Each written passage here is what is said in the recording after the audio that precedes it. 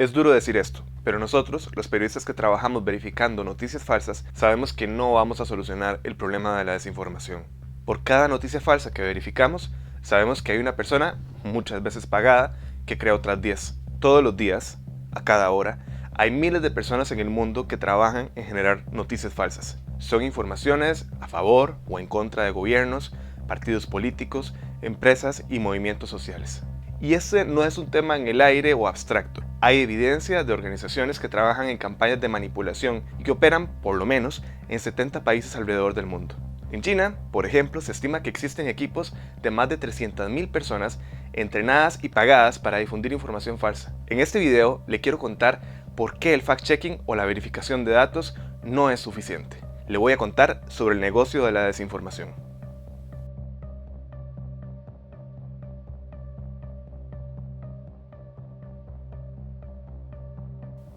La Universidad de Oxford tiene un proyecto de investigación sobre propaganda computacional. Esa iniciativa empezó a investigar desde hace unos 4 años en cuáles países podía encontrar evidencia de campañas organizadas para manipular a las personas a través de redes sociales.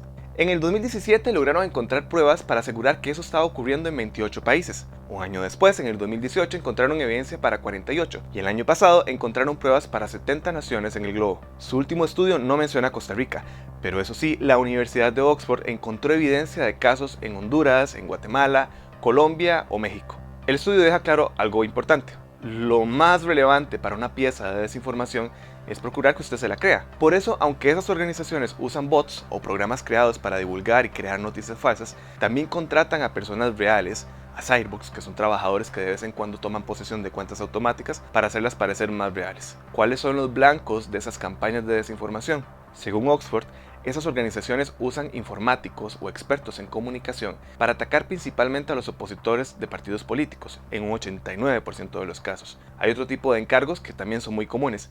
Por ejemplo, la propaganda a favor del gobierno ocurre en un 71% de los casos y la difusión de estrategias de polarización del debate sucede en casi un tercio de los casos que estudiaron. Y no hablamos de un hacker aislado o de un troll. Son organizaciones, con estructuras administrativas, con recepcionistas. Veamos ejemplos cercanos que incluye el estudio.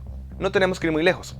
En Venezuela, el estudio afirma tener evidencia de al menos 500 personas con entrenamiento formal para trabajar en la difusión de información falsa. En el 2018, por ejemplo, se filtró una información que mostraba cómo el Departamento del Interior de ese país estaba operando lo que se conoció como una cibermilicia. Esos equipos funcionaban en estructuras de tipo militar, pero su objetivo era divulgar propaganda oficialista. Vamos a Colombia. En el 2016, ese país celebró un referéndum para aprobar un tratado de paz entre las Fuerzas Armadas Revolucionarias de Colombia, las FARC, y el gobierno. La mayoría de personas votaron en contra del acuerdo de paz, un resultado que muchos académicos relacionan con campañas de desinformación. Ese mismo año, un hacker llamado Andrés Sepúlveda fue arrestado por acceder ilegalmente a información del gobierno. Confesó sus crímenes y también reconoció estar detrás de campañas de desinformación en Latinoamérica y coordinar más de 30.000 cuentas falsas en Twitter. En esa historia hay una pequeña aparición de Costa Rica. Sepúlveda había confesado a la revista Bloomberg Business Week que había trabajado para la campaña del Partido Liberación Nacional en Costa Rica en el 2014.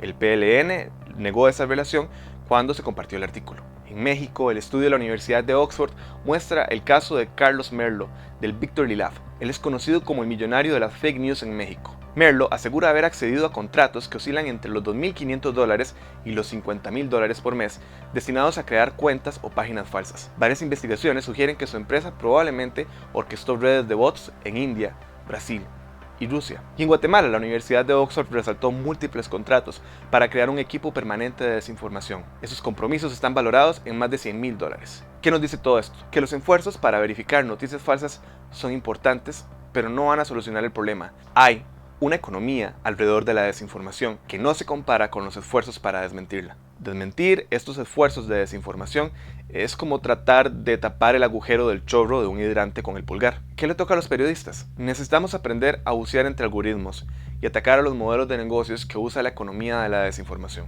¿Y qué le toca a usted como usuario o como usuaria de las redes? Los investigadores de Oxford resaltan que muchos de los problemas que enfrentamos en realidad no son nuevos. Aunque estamos en otro campo de batalla, nos enfrentamos a problemas que ya conocemos: la polarización, la mentira o la pérdida de confianza en la democracia. Por eso, impulsar la educación para que aprendamos a consumir noticias de diferentes medios y sobre todo a dudar de emociones fuertes como el enojo o el miedo ante noticias alarmantes es vital. Tener conciencia de eso va a ser vital para enfrentar los riesgos de la sociedad que construimos digitalmente.